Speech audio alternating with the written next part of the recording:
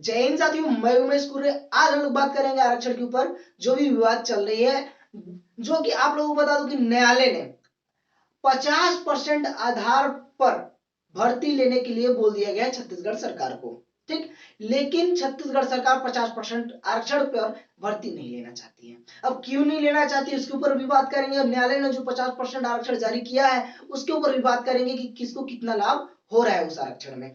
आप लोगों को सबसे पहले मैं बता दूं कि 50% आरक्षण में सबसे पहले बात एससी समुदाय की बात करूंगा। एससी समुदाय को 16% आरक्षण मिला है। ठीक, कितना परसेंट मिला है? 16% आरक्षण है, जबकि वह समुदाय बहुत ही खुश है 16% आरक्षण मिलने के बाद। ठीक, एससी समुदाय 16%। इसके बाद कितना हो जाता है? इसके बाद 16 और ओबीसी को मिला है 14%। ठीक, ओबीसी को कितना दिया है न्यायालय ने? 14%। कितना हो गया? टोटली हो गया 14 और क्या बोलते हैं कि 30% हो जाता है ओबीसी को मिला के। 14 और 16 को मिलाइएगा तो 30% हो जाता है। इसके बाद बच जाता है एसटी समुदाय। एसटी समुदाय को आप लोगों को बता दूं कि 20% मतलब 20% आरक्षण मिला है यहाँ पे एसटी समुदाय को। एसटी समुदाय अब खुश नहीं है। अब क्यों खुश नहीं है? देखिए पहले पहले 58% आरक्षण छत्तीसगढ़ में लागू था। ठीक, अब बात करता हूं कि मतलब कि छत्तीसगढ़ में पहले 58% आरक्षण था, उसमें किसको किसको कितना परसेंट आरक्षण था? ठीक, देखिए उसमें एसटी को 32% आरक्षण था। ठीक, और यहाँ पे आप लोगों को बता दो कि ओबीसी समाज को यहाँ पे 14% आरक्षण था। ठीक, और एससी समाज को यहाँ पे 12% आरक्षण था। ठीक, 12% आरक्षण, टोटल मिला के 58% आरक्षण हो जाता है। इसमें कोई भी ईडब्ल्यूएस को कोई भी प्रावधान नहीं था कि ईडब्ल्यूएस को भी यहाँ पे आप लोगों को मतलब आरक्षण दिया जाएगा। लेकिन अब भूपेश सरकार नया रूल लेके आए हैं, आरक्षण पे नया नियम लेके आए हैं, जिसमें कि 76% आरक्षण वह दिलाना चाहते हैं, और जो कि संवैधानिक नहीं असंवैधानिक करार दे दिया गया है न्यायालय के द्वारा। 50% संविधान में लिखा गया, 50% से अधिक किसी भी राज्य किस भारत में आरक्षण नहीं दिया जा सकता है, और दिया भी जाएगा तो उसका मुख्य आधार बताना पड़ेगा किस आधार पे आप लोग को आरक्षण दिया जा रहा है। जैसे कि आप लोग मैं बता दूं, तमिलनाडु को यहाँ पे विशेष दर्जा पे मतलब कि बहुत ज्यादा आरक्षण दिया गया है, मतलब 70 के पार दिया गया है। मेरे को लगता है कि 69 के आसपास है, कंफर्म नहीं है, 69 के आसपास है, मतलब कि 50% से ऊपर है। ठीक, अब उसको देखते हुए भूपेश सरकार चाहती है कि 50% से अधिक छत्तीसगढ़ में लागू हो सकता है, बिल्कुल हो सकता है। और न्यायालय ने ही कुछ दिन पहले मतलब 2000 मेरे को लगता है 2022 में असंवैधानिक करार दिया था। ठीक है, असंवैधानिक करार कब दिया था? 2022 के लगभग वो क्या बोलते हैं कि अक्टूबर के आसपास में दिया था। ठीक, असंवैधानिक करार दे दिया था 58% को। अब भूपेश बघेल ने संशोधन किया छत्तीसगढ़ में, और उन्होंने मतलब कि 76% आरक्षण लिया है। 76% में अब किसको कितना मिलेगा अब जान लीजिए। देखिए 76% में ओबीसी समुदाय को 27% का लाभ होगा, एकदम जोर जबरदस्त। ठीक, 27% का आरक्षण। ठीक, इसके बाद प्लस पॉइंट में ये भी जोड़ दिए कि ईडब्ल्यूएस कौन होता है? ईडब्ल्यूएस जो आर्थिक रूप से कम आर्थिक रूप से पिछड़े वर्ग हैं, जनरल कैटेगरी के, सामान्य वर्ग के, जो कि अनरिजर्व होते हैं। ठीक, जो समुदाय जनरल समुदाय के हैं उनको 4% का आरक्षण दिया गया है। कह सकते हैं ईडब्ल्यूएस में वही लोग आएंगे। ठीक, कितना हो गया? 31% आरक्षण हो गया। इसके बाद एससी समुदाय को कितना दिया गया? एससी समुदाय को यहाँ पे आप लोगों को बता दो कि फिर से यहाँ पे 13% का आरक्षण का प्रावधान किया गया है। 1% इनको भी बढ़ा दिया गया है। ठीक, समझ गए? 1% बढ़ाया गया है। पहले कितना था? इनको 58% में इनको 12% था, और ओबीसी को 14% था तो उनको 27% मिला है, और एससी को 12% था तो उनको 13% मिला है। ईडब्ल्यूएस का कोई भी पद नहीं था तो उनको स्पेशल पद अलग से आरक्षण दिया गया है। ठीक, अब बात करते हैं यहाँ पे, अब बात करते हैं एसटी समुदाय की। एसटी समुदाय की आप लोगों को बता दूं कि उस समय 32% आरक्षण था, और अभी भी भूपेश सरकार चाहते हैं कि उनका आरक्षण 32% बने रहे, जबकि न्यायालय ने 32% से उनका 20% आरक्षण कर दिया है। अब क्या है, अब समस्या क्या होता है कि न्यायालय ने यह भी कह दिया है कि मतलब 50% के आधार पे छत्तीसगढ़ सरकार चाहे तो भर्ती ले सकती है, चाहे तो नहीं, वो बोल दिया है कि आप लोग को 50% के आधार पर ही भर्ती लेना है। अब विवाद खड़ा तब होता है जब यूपीएस सरकार मना कर देती है कि हमको 50% के आधार पर भर्ती नहीं लेना है। और आप लोगों को बता दूं कि उसी के तनाकसी में आप लोगों को बता दूं कि अनुसुईया उइके जी जो कि राज्यपाल थी, उनका यहाँ से ट्रांसफर हो गया। ठीक, अब अभी वर्तमान में राज्यपाल हैं माननीय हरिभूषण जी हैं। ठीक, अब उनके ऊपर दबाव है कि वो साइन करें क्योंकि छत्तीसगढ़ सरकार तो कुल मिला के ही चाहती है कि आरक्षण 76% पारित हो और उनको 2024 मतलब 2023 का जो चुनाव अभी आने वाला है उसमें पूर्ण रूप से बेनिफिट हो।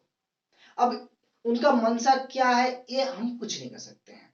उनका मंशा ये उनको किस मंशा से 76% ला रहे हैं ये पता नहीं, लेकिन एक मंशा करेक्ट है कि वो छत्तीसगढ़ वासियों को लाभ पहुंचाना चाहते हैं। ठीक, एक मंशा तो साफ साफ दिख रही है कि छत्तीसगढ़ को पूर्ण रूप से लाभ पहुंचाना चाहते हैं। और दूसरा मंशा ये भी देख सकते हैं हम लोग कि आने वाला चुनाव है उसमें उनको पूर्ण रूप से लाभ मिलने वाला होगा, क्योंकि ओबीसी समाज 27% आरक्षण पाने के बाद बेहद खुश है और एससी समाज भी यहाँ पर 13% आरक्षण पाने के बाद मतलब जो 12% थे उसमें से 1% पाने के बाद मतलब वो फिर भी खुश नहीं है। मतलब एससी समाज, और होना भी नहीं चाहिए। जब उनको पूर्ण मतलब 27 का 27% ओबीसी को आरक्षण मिल रहा है तो मतलब एससी को भी 16% मिलना चाहिए। और जबकि यहाँ पे आप लोगों को बता दूं कि भारत में अगर भारत का आरक्षण के बारे में बात करोगे तो उसका अलग है और छत्तीसगढ़ में बात करोगे तो अलग है। मैं बात करूं भारत की तो भारत का सुन के बेहोश हो जाओगे। भारत में अगर बात करो तो एसटी समुदाय को केवल और केवल 8% का आरक्षण है। अब बताओ, धरती और आसमान का फर्क हो गया ना। तो यही है, छत्तीसगढ़ और भारत के बारे में हम लोग तुलना नहीं कर रहे हैं क्योंकि छत्तीसगढ़ अलग स्तर मतलब छत्तीसगढ़ एक राज्य है और ये मतलब भारत देश है उसके अंतर्गत एक छत्तीसगढ़ राज्य आता है। ठीक, और भारत देश में करीब 8% के आसपास एसटी समुदाय की जनसंख्या है और करीब एससी समुदाय की 16% जनसंख्या है। और भारत में सर्वाधिक जनसंख्या ओबीसी वालों का है और जर्नल की भी जनसंख्या है। जो जर्नल में तो कोई भी आ सकता है, अगर आपका जाति प्रमाण पत्र नहीं है तो आप भी जर्नल में काउंट होइएगा। तो आप लोग को उम्मीद करता हूं समझ आ गया होंगे। और एक चीज बता दूं, जो 50% के आधार पर न्यायालय ने जारी किया है उसमें पूर्ण रूप से किसको मतलब देखिए, जो 50% आरक्षण न्यायालय ने जारी किया है उसमें पूर्ण रूप से नाराज समुदाय है, वह है एसटी। उनको 20% आरक्षण मतलब कहने का अर्थ है किसी के मुंह में जलेबी चटा के फिर से वापस ले लेना। ठीक, समझ गए। अब किसी के मुंह से जलेबी छुआ के वापस ले लोगे तो उसका मन तो करेगा कि इसको कूट दूं। तो वैसे ही उसी टाइप से है कि उनको 32% आरक्षण दिया गया था, अब उनको 20% आरक्षण दिया जा रहा है।